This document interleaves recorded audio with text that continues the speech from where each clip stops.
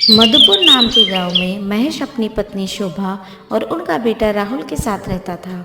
महेश एक अच्छी कंपनी में जॉब करता था और शोभा वो एक स्कूल में टीचर थी।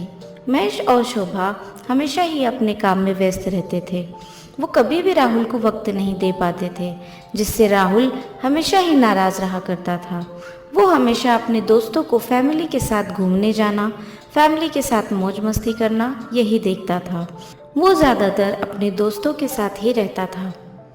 एक दिन राहुल अपने दोस्त सोनू से कहता है, सोनू, तुम्हारी लाइफ कितनी अच्छी है।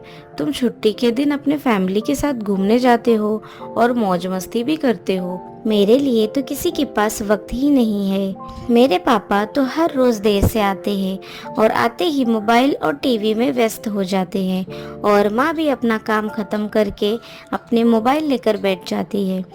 कुछ बात करो तो किसी भी सवाल में फंसा देती है। कोई बात नहीं राहुल, तुम मेरे घर आया करो और मेरे साथ ही खेला करो। हाँ सोनू, तुम्हारे साथ ही खेलकर तो मैं अपना वक्त बिताता हूँ, वरना मेरे घर में तो मेरी किसी को क्या पड़ी है। ऐसा कहकर राहुल वहाँ से चला जाता है। राहुल हर रोज स्कूल से आकर अपनी पढ़ाई करता था और फिर सोनू के साथ खेलकर शाम के समय घर आकर खाना खाकर सो जाता था। शोभा राहुल के स्कूल में ही टीचर थी, लेकिन फिर भी उसे अपने बच्चे के लिए ज़रा भी वक्त नहीं था। घर आकर वो ज़्यादातर अपने मोबाइल में ही लगी रहती थी। एक दिन राहुल अपनी माँ से कहता है, माँ माँ, मुझे तुमसे कुछ बात करनी है। हाँ बेटा बोलो, कोई ज़रूरी काम था? और हाँ, सबसे पहले मुझे ये बताओ, पढ़ाई हुई या नहीं? नहीं माँ, कुछ नहीं, ऐसे ही।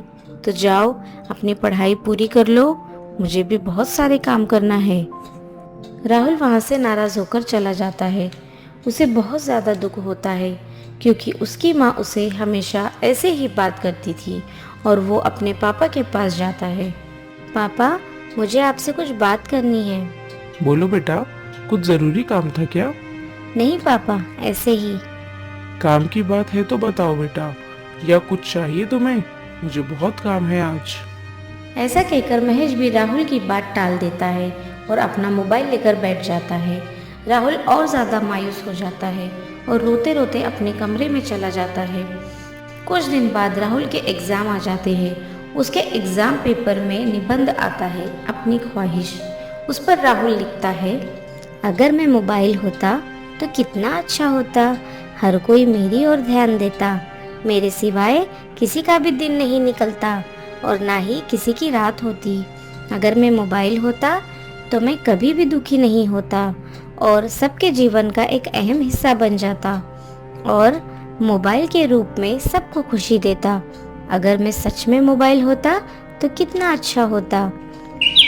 एग्जाम खत्म हो जाते हैं। एक दिन शोभा पेपर चेक करने बैठती है तो राहुल ने लिखी पंक्तियां पढ़ने लगती है। राहुल ने लिखी बातों से उसकी आंखों में आंसू आ जाते हैं। तभी महेश का ध्यान शोभा की ओर जाता है और वो शोभा से पूछता है, क्या हुआ शोभा, और रो क्यों रही हो? शोभा महेश को राहुल का लिखा हुआ निबंध पढ़कर सुनाती है तो उस पर महेश कहता है, बाप रे, बेचारा बच्चा, उसके माँ बाप उस पर जरा भी ध्यान नहीं देते। महेश की बातें सुनकर शोभा आंसुओं भरी आंखों से उसकी ओर देखती है और उससे कहती है, पता है महेश, ये पेपर किसका है? हमारे बेटे राहुल का। शोभा की बात सुनकर महेश को जैसे एक झटका सा लगा और वो शोभा से कहता है, ये क्या कह रही हो शोभा?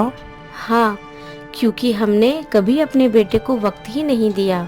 दिन भर काम करने के बाद हम हमेशा मोबाइल लेकर बैठ जाते हैं और जब भी वो हमारे पास आता है हम उसे कोई ना कोई काम में लगा देते हैं। आजकल हमारा व्यस्त जीवन, जिसमें हमें एक दूसरे के लिए बहुत कम वक्त मिलता है और हम हमारे बच्चों को भी वक्त नहीं दे पाते, और जो भी वक्त मिलता है उसमें हम मोबाइल को लेकर बैठ जाते हैं।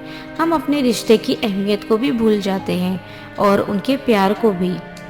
क्या आप अपनी फैमिली और बच्चों को समय देते हो और उनके साथ समय बिताते हो? कमेंट करके ज़रूर बताएं। और हाँ, वीडियो अच्छी लगी हो तो वीडियो को एक लाइक ज़रूर करिएगा।